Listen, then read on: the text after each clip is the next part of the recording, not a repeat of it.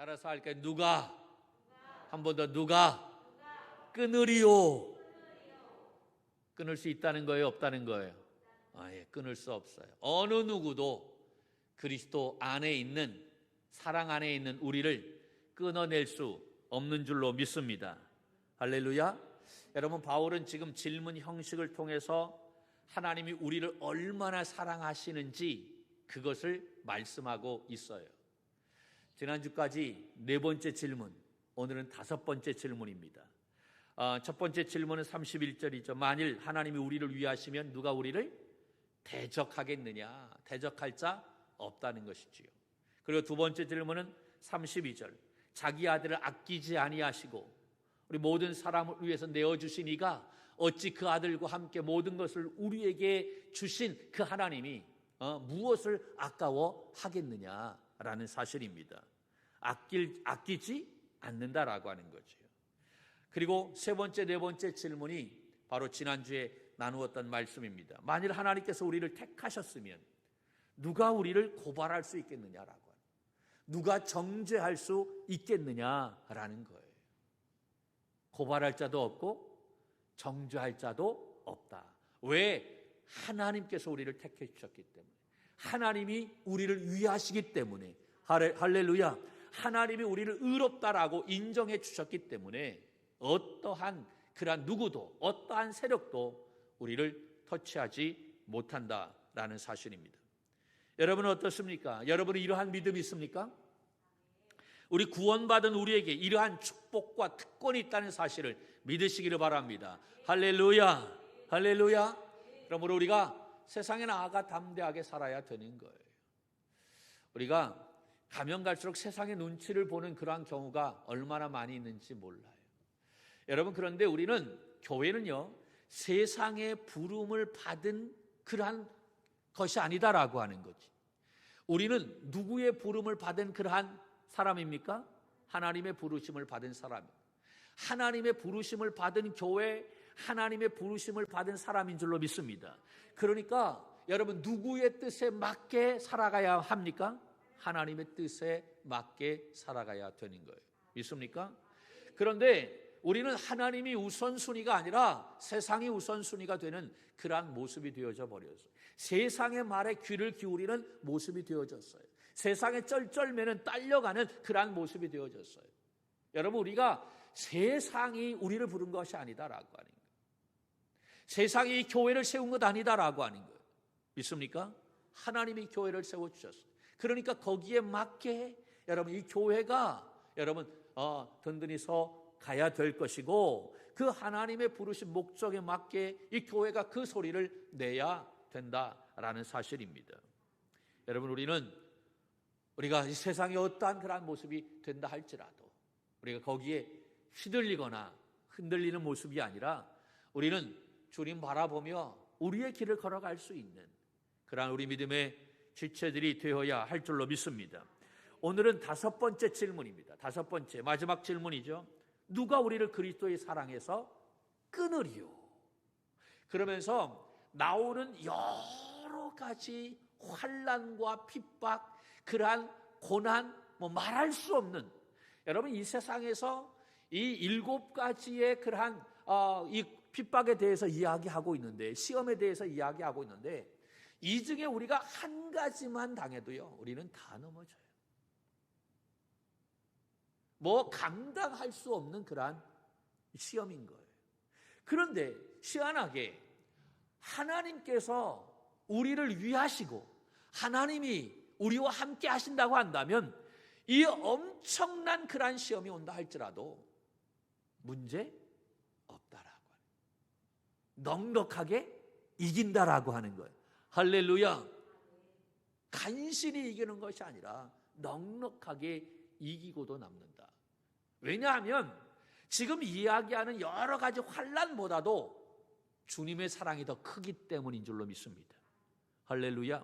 그 사랑 안에 있기 때문에 어떠한 시험이 와도, 어떠한 어려움이 와도 그것이 힘을 쓸 수 없어요. 하나님의 사랑 안에 있으면. 그러므로 우리는 어떠한 것도 다 감당할 수 있다라는 사실입니다. 나는 약하지만 우리 하나님은 강하십니다. 믿습니까? 그 하나님의 사랑 안에 있다고 한다면 어떤 것이 와서 여러분 나를 넘어뜨리려 한다 할지라도 이 하나님의 사랑에서 끊어낼 수 없다라는 사실입니다. 여러분 정말 하나님은 우리를 위하시고 자기 아들까지 아끼지 아니하시고 우리를 위하여 모든 것을 다 내어 주셨습니다. 그리고 우리를 택해 불러주시고 의롭다 하시고 또한 영화롭게 해 주셨습니다. 이것이 사실이라고 한다면 우리가 무엇을 두려워하겠어요? 무엇이 우리를 그리스도의 사랑에서 끊어낼 수 있겠습니까? 우리가 음악 용어 중에 크레센도라고 하는 것이 있어요. 점점 크게라고 하는 거예요. 점점 크게. 음악이나 음량의 크기를 점점 크게 하는 거예요. 세게 하는 거예요. 맨 처음에는 피아니시모로 조용하게 하는, 여러분 안녕하세요. 그러다가 조용하게 하다가 점점 크게 하다가 와 그래 포르테시모로 여러분 하고 그냥 마지막에 뻥 터뜨리는 거예요. 지금 이러한 형식으로 바울이 이야기하고 있는 거예요. 하나님께서 우리를 위하시는데 누가 우리를 대적하겠느냐? 맨 처음에 이렇게 이야기합니다. 그러다가 조금 더 크게 자기 아들을 아끼지 아니하시고 우리에게 모든 것을 다 주신 분이 무엇을 아까워하겠느냐? 그리고 조금 더 크게 하나님이 우리를 택해 주셨는데 누가 감히 우리를 고발할 수 있겠느냐? 누가 감히 우리를 정죄하겠느냐? 이렇게 선언하면서 오늘 본문에서 최고의 절정에 이르러서 가장 큰 소리로 이렇게 말씀하고 있는 거예요. 누가 우리를 그리스도의 사랑에서 끊을 수 있겠느냐라고 선포하는 거예요. 여러분 이것은 우리가 마치 산을 올라가는데 산을 올라가서 중간에 올라가서 누가 우리를 위하시는데 누가 우리를 대적하겠느냐라고 이야기합니다. 그리고 더 올라가서 야 하나님은 자기 아들까지 다 내어주셨는데 무엇을 아까워하겠느냐. 그리고 좀 더 올라가서 하나님이 우리를 택해 주셨는데 누가 우리를 고발할 사람이 어디 있어? 누가 우리를 정죄하겠어? 그리고 맨 산 꼭대기 정상에 올라가서 온 세상을 향해 두 팔을 쫙 벌리고 누가 우리를 그리스도의 사랑에서 끊을 수 있겠느냐라고 그렇게 선언하는 거예요. 여러분 그리스도의 사랑은 바로 십자가의 사랑을 말하는 것입니다. 할렐루야. 죄인에게 베푸시는 그러한 긍휼과 은혜의 사랑이다라고 하는 사실입니다. 이러한 사랑을 우리에게 부어 주신 줄로 믿습니다. 할렐루야. 이러한 사랑을 우리가 받았는데 여러분 무엇이 염려고 무엇이 걱정이에요? 좀 코로나로 우리의 경제가 조금 어려워도 문제될 거 없어요. 할렐루야. 너무 염려하지 마세요. 누가 우리를 그리스도의 사랑에서 끊으리오라고 하는 이 말씀은 사단은 절대로 예수님을 이길 수 없다라는 이야기. 예수님이 더 크다라고 하는 거지. 믿습니까?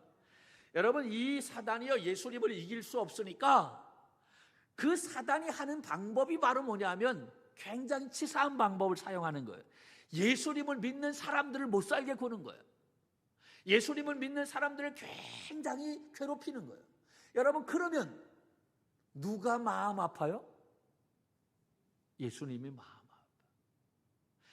자기가 1대1로 예수님과 싸울 수 없으니까 예수님하고는 감당이 안 되니까 게임이 안 됐잖아요. 예수님 공생이 시작할 때 40일 동안 금식하고 그런 다음에 제일 먼저 나타난 게 사단의 시험이잖아요. 사단이 그때 쪽도 못 쓰고 다 도망가 버렸어요. 그리고 나서는 덤비지 못해 예수님 앞에. 그러니까 그 이후로 누구를 자꾸 건드리냐면 예수 믿는 믿음의 사람들을 자꾸 건드리는 거예요. 그래서 예수님의 마음을 아프게 하는 거예요. 바울은 이러한 사단의 공격을 오늘 본문 말씀에서는 7가지로 이야기하고 있어요. 그 7가지가 뭔가? 첫째가 환난이다, 그렇게 이야기합니다. 여러분, 이 환난이라고 하는 것은 외부로부터 오는 거예요. 갑자기 불어닥치는 거예요. 이 코로나 같은 갑자기 불어닥치는, 우리가 어떻게 할 수도 없어. 무방비야. 당할 수밖에 없어요.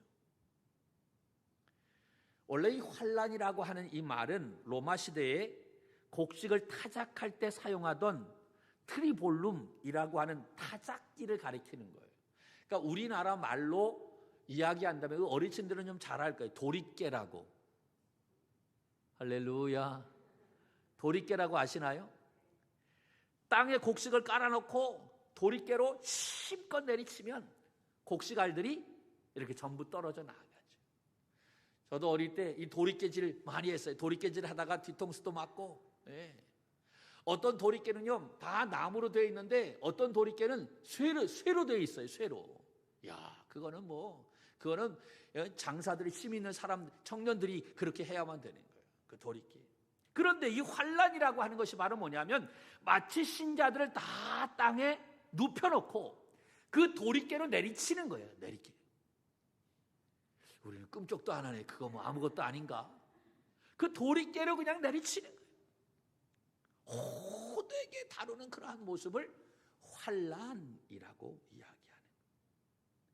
이 환난은 갑자기 불어닥치는 폭풍우와 같은 어려움인 것입니다. 그래서 우리가 손 쓸 수가 없어요. 그냥 당할 수밖에 없는 거예요. 이러한 환난이 올 때 거의 대부분의 사람은 원망하게 됩니다. 하나님은 사랑이신데 왜 나에게 이러한 환난을 주시는가? 하나님의 사랑을 의심하게 됩니다. 그러나 여러분, 하나님은 하나님을 사랑하는 자, 곧 그 뜻대로 부르심을 입은 자들에게는 모든 것을 합력하여 선을 이루게 하시는 분이신 줄로 믿습니다. 할렐루야. 하나님의 생각은, 하나님의 계획은 우리의 생각과 계획, 여러분 그 차원이 다르다라고 하는 거예요. 믿습니까? 우리가 현재의 고난은 장차올 영광과 비교할 수 없다라고 말씀하고 있어요. 이 믿음을 가지고 여러분 어떠한 환난도 여러분 이겨낼 수 있는 믿음의 종들이 되기를 간절히 바랍니다. 그러므로 이러한 믿음이 있다고 한다면 우리가 이러한 엄청난 환난이 올 때 우리는 그 환난을 통해서 오히려 더 믿음을 굳세게 할 수 있다는 사실이지요. 두 번째 시험이 바로 뭡니까? 곤고입니다. 곤고는 좁은 장소, 좁다라고 하는 그런 의미가 담겨져 있어요. 여유가 없다라고 하는 거죠. 곤고는 정신적인 고통을 의미합니다. 용신할 수 없는 좁은 감방 안에서 옴짝달싹 못하는 그러한 사람의 처지를 생각하면 우리가 그것이 곤고다라고 하는 거지. 터질 것 같아요. 미칠 것 같아요. 정신적인 고통이 바로 곤고라고 하는 거예요. 여러분, 환난은 갑자기 불어닥치는 거예요. 그런데 곤고는 서서히 오는 거예요. 우리의 가세가 서서히 기울어지는 것처럼 우리의 몸이 서서히 이렇게 쇠해져 가는 것처럼 알고 있어요. 그런데 내가 알고 있음에도 불구하고 거기에 대한 대책을 간구할 수가 없어요. 여러분, 이렇게 곤고해질 때 우리가 하나님을 잃어버리게 되어질 경우가 많다라고 하는, 실망하고 좌절하고 포기하고 또 자살하고 싶은 충동이 생기게 되어져요. 곤고는 정신적인 그런 스트레스가 강하기 때문에 그런 거예요. 곤고할 때 우리의 마음이 약해지고 믿음이 약해집니다. 환난이 오게 되면 그래도 우리가 이렇게 버틸 수 있어요. 그런데 곤고는요, 우리의 정신적인 내면의 그러한 것들이 깊이 오기 때문에 참 이거를 감당하기가 쉽지가 않아요. 그런데 시하는 것은 환난과 곤고가 같이 온다라고 하는 거예요. 그래서 우리가 감당하기가 쉽지 않다는 사실이죠. 세 번째, 여러분 무엇입니까? 박해. 여러분, 이거 환난과 시련과는 좀 그 곤고와는 좀 다르죠. 노골적으로 어떤 사람이 나를 미워하고 거부하고 박해하고 공격하는 것, 그것을 이야기하는 거예요. 사도 바울은 수도 없는 박해를 당했어요.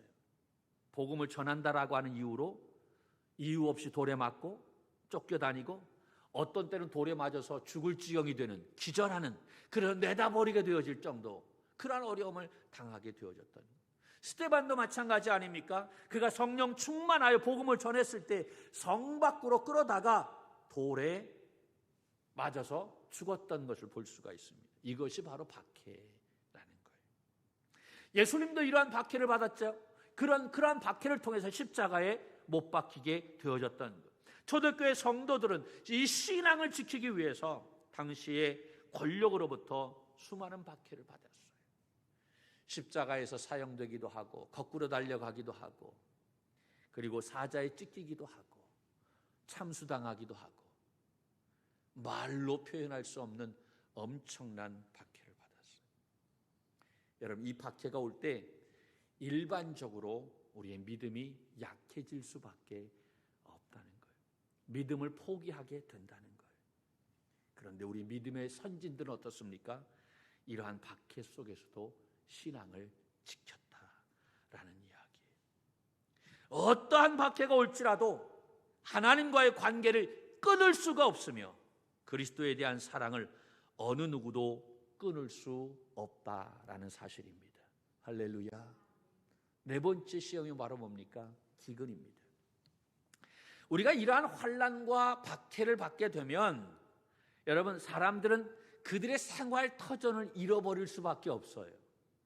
직업을 잃어버리게 되고, 집에서 쫓겨나가게 되고, 도망다니는 신세가 됩니다.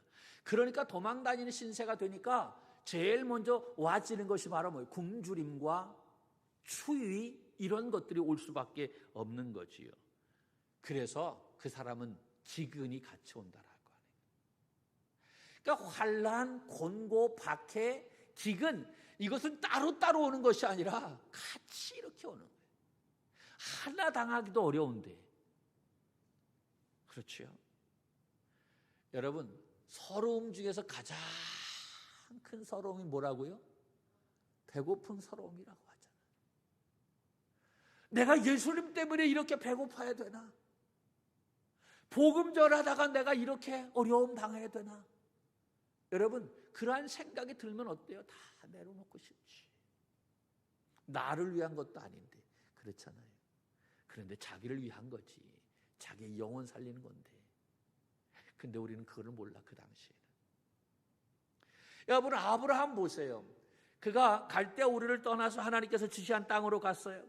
하나님께서 지시한 땅에 갔는데 놀라운 축복이 임해야 되는데 거기에 기근이 임했어요. 기근이 임하니까 너무 힘들어서 그가 애굽으로 내려갑니다. 하나님이 원하시지 않는 거예요.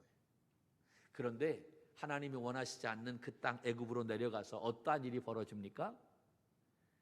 자기의 아내를 누이라고 속이지. 자기 살겠다고 여러분 그렇게 속이는 이러한 일이 벌어지는 모습을 볼 수가 있어요. 기근을 피해서 도망갔던 거예요. 여러분, 기근이 얼마나 무서운가? 그 아브라함의 모습을 통해서도 우리가 알 수 있는 거예요. 이 기근이 우리의 믿음을 흔들어 놓는다라고 하는 거지. 다섯 번째가 뭡니까? 적신이라고 얘기해요. 적신. 여러분, 적신이라고 하는 것은 한문으로 빨간 몸뚱이, 그냥 해석하면 적신, 빨간 몸인데 빨간 몸이야. 그건 바로 뭐냐면 헐벗었다라고 하는 거예요. 여러분, 우리가 뭐라고 얘기합니까? 적신으로 와서 적신으로 간다. 빈손으로 와서 빈손으로 간다라고 그렇게 이야기하죠. 이 로마 시대 당시에 예수 믿고 하나님의 뜻대로 살려고 하는 많은 성도들이 삶의 터전을 다 빼앗기고 농사 지을 수 없는 황무지로 다 쫓겨 나가게 되어졌어요. 그들은 거기에서 굶주림과 헐벗음을 견디지 못해 죽어갈 수밖에 없었다라는 이야기죠.